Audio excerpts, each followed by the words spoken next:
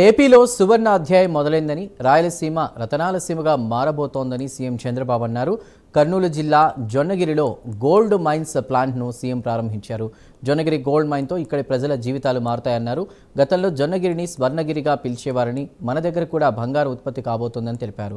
నేరాలు ఘోరాలు చేసి రాజకీయ రంగు పొలుముతున్నారన్నటువంటి వాటికి సంబంధించి అబద్ధాలు చెప్పడంలో గొడ్డలి పార్టీ నాయకుడు దిట్టని అన్నారు. ఇప్పుడు సాయి కృష్ణ ఘటనపై కూడా కుల రాజకీయం చేశారని సీఎం చంద్రబాబు మండిపడ్డారు. అనవసరంగా నోరు పారేసుకుంటే నోర్లు మూయించే శక్తి ఎన్డీఏకు ఉందని వార్నింగ్ ఇచ్చారు. మన రాష్ట్రంలో ఒక సువర్ణ అధ్యాయం మొదలైంది. ఈ అధ్యాయానికి రతనాల సీమ, రాయలసీమ కేంద్రమైంది. నా జీవితంలో ఎప్పుడూ మరిచిపోలేని సంఘటన ఈ జొన్నగిరి సంఘటన. దేశంలోనే అతి పెద్ద ప్రైవేట్ రంగం గోల్డ్ మైనింగ్ ప్రాజెక్ట్ ప్రారంభించుకోవడం శుభ పరిణామం. కోలార్ గోల్డ్ ఫీల్డ్ ఇప్పుడు దేశమంతా మాట్లాడబోయేది స్వర్ణగిరి గోల్డ్ ఫీల్డ్. దేశంలో బంగారు ఎక్కడ ఉత్పత్తి అవుతుందంటే మన స్వర్ణగిరి నుంచే. అదే విషయం మనందరం గుర్తుపెట్టుకోవాలి.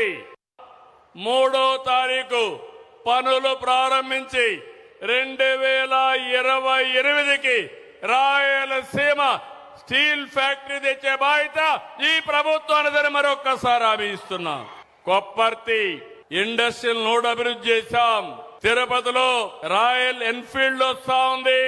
నేను చిన్నప్పుడు కూడా రాయల్ ఎన్ఫీల్డ్ లో దర్జాగా మెజెస్టిక్ గా తిరిగేవాళ్ళం. మళ్ళీ హామీ ఇస్తున్నా, రాయలసీమని రాయల్ సీమగా తయారు చేసే బాధ్యత మాది. రాయలసీమ అంటే ఆ రాయల్టీ రావాలి. మీరెక్కడికి పోయినా కాళ్ళరెగరేసుకుని నాది రాయలసీమ అని చెప్పంగానే మీకు గౌరవించే బాధ్యత తీసుకొచ్చే బాధ్యత నాది. వెంకటేశ్వర స్వామి లడ్డు తయారు చేసే నెయ్యిలో కల్తీ ఏమనాలి? గట్టిగా పట్టుకుంటే ఇప్పుడు దొంగ నాటకాలు ఆడుతూ దేవాలయాల చుట్టూరు తిరుగుతున్నాడు గొడ్డలి పార్టీ నాయకుడు. ఈ రోజు కూడా చూసా, ఒంగి దండాలు పెడుతున్నాడు దేవాలయాలకు పోయి. నువ్వు ఎన్ని దండాలు పెట్టినా ఎవరైనా సరే దేవుడు మీద నమ్మకుండే ఏ వ్యక్తి నీకు మీ పార్టీకి సహకరించరని చెప్పి కూడా నేను మీకు తెలియజేస్తున్నా. రాష్ట్రాన్ని కులం, మతం, ప్రాంతం, వర్గాల వారిగా విడదీసేలా రోజు విషయాన్ని గమ్ముతున్నారు. మీరు చూసుంటారు, నా రాజకీయ జీవితంలో చాలా మందిని చూశారు, కానీ కన్నార్పకుండా అబద్ధాలు చెప్పడంలో దిట్ట గొడ్డలి పార్టీ నాయకుడు. అవునా కాదా తమ్ముళ్ళని అడుగుతున్నా. ఎక్కడికక్కడ నేరాలు ఘోరాలు చేసి దానికి రాజకీయ రంగు పులిసి లబ్ధి పొందాలని ఆలోచిస్తున్నారు. నిన్న చూశారు విజయవాడలో ఒక సంఘటన జరిగింది.